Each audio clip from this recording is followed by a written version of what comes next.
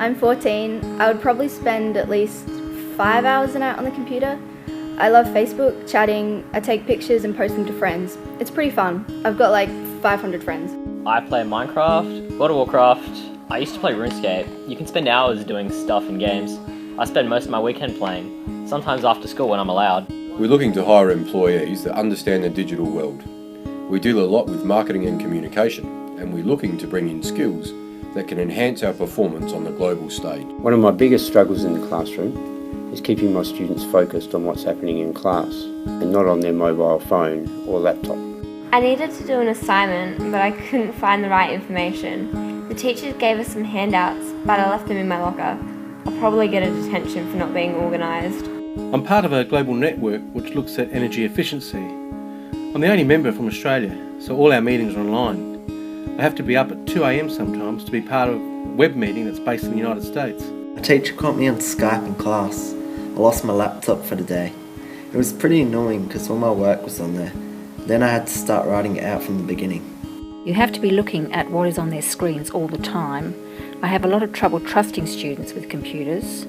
You just don't know what they could be doing. Manufacturing has become increasingly digital over the last decade. Jobs that used to require up to 12 workers can now be automated using machinery. What we're really looking for now is workers who have the digital skills to enhance our products at a conceptual level.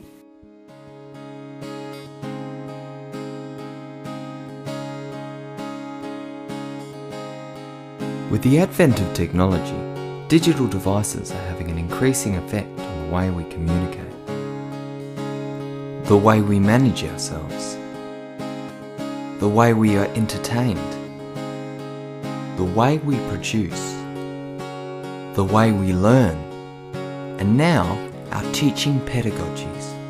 The digital age has accelerated the flow of information. With the invention and enhancement of new technologies, we've also seen a rise in the methods by which information can be accessed. This year, we've integrated laptops into our school. Every student from Year 9 and above has a personal computer device. I have students email me work. It makes it easier for me to look over their drafts and send back feedback without having to chase them. My emails back up to the digital server so I can access them in my office, at home, or in the classroom. Internet access is the only thing I really need. I can start an assignment at school and leave all of my research and applications open on the screen. When I get home, it's all there waiting for me. Organisation has really improved. There are just so many tools that students can access. Students can find answers quick enough most of the time, but they don't retain the information as well. It's been hard to adjust the way I've always taught certain things. I still think writing down and repeating processes is the most important way to learn. We did an assignment on Hinduism this term. The teacher gave us the information on a paper handout. He didn't want us looking at Wikipedia. We're seeing more copying and pasting in our students' work, more reliance on the same resources. They're taking the fastest route to information without really considering some of the great options out there. One of the greatest struggles for teachers is adapting content and subject matter to suit the application of technology. There are a range of tools available, but deciding which are most appropriate to enhance teaching and learning and which distract from content can be a fine line. We looked at a website today that let you string together all these facts about history and make your own movie. My friends put everything in the water. It's pretty funny. Sometimes I find a website or resource that looks fun and engaging. I like to give my students time to play with it, even if they don't really learn anything. I think the skills are still there. We've been learning about the Great Depression, so our teacher sent us to this website that had pictures and videos of Australia during the time. There were all these kids running around barefoot in the streets. It looked pretty awful. Part of effective ICT use is having the confidence and competence to implement new technologies into the classroom. I receive weekly information about new resources and software, and I usually spend my Monday afternoon testing a few. Sometimes I see something that I think would be useful, but I reckon I delete more than about half of them. I tend to push technologies onto students that I use myself. That way I can model it, and often the students end up using more features and giving me tips. It's cool when you get to use something that other people are aware of. I use the same mobile organiser as my teacher. It's really good. I can see why she likes it. teacher is always showing us new things on the internet. We've signed up to this site to let you save your bookmarks online. Students need to see effective ICT use in action in order to understand the difference between efficiency and distraction. The teacher plays a vital role in modelling this behaviour.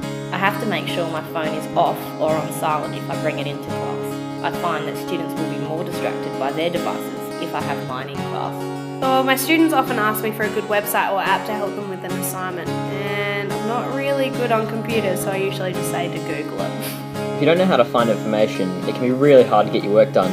I've spent ages on websites that have turned out to be totally wrong. I used some information once that my teacher said wasn't true.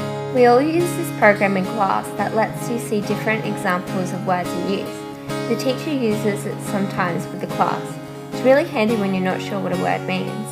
Different tools produce different skills, and this is a distinction that both teachers and students need to make if they are to successfully integrate ICT into their culture. It's about matching the outcome of what you want your students to learn, produce or organise with the technology that you choose. If I want my students to learn a piece of information, I'll use one type of tool. If I want them to present what they know in a creative way, I'll use another. I don't think there is one form of technology which covers all the skills that students need to learn. It's really good when you can use a website or program for one assignment, but then you can use it again for something different, even a different subject. Another vital element of fulfilling the role of ICT in schools is incorporating up-to-date resources which relate to student interests. The teacher set up a chat room for our class which we can use in lessons or for homework. I like typing my comments better than speaking in class. It means I can look at what I've written and edit it. Students enjoy communicating using technology, and it's funny that we don't utilise this more. I've been trying some digital discussions with my students, and it's interesting to see the change in dynamic. I think the key is making it safe, but still providing some freedom. I have my students upload PowerPoint presentations online and have their peers post comments on their work. It's a great way to get students involved in the class community, and it's accessible to those who wouldn't normally speak in the classroom. Being able to post comments to other students and teachers when I'm doing homework makes it feel like I'm still in the class. It's really handy when I get stuck. Sometimes I just post unfinished and it's really cool to see teachers or other students commenting or hitting like.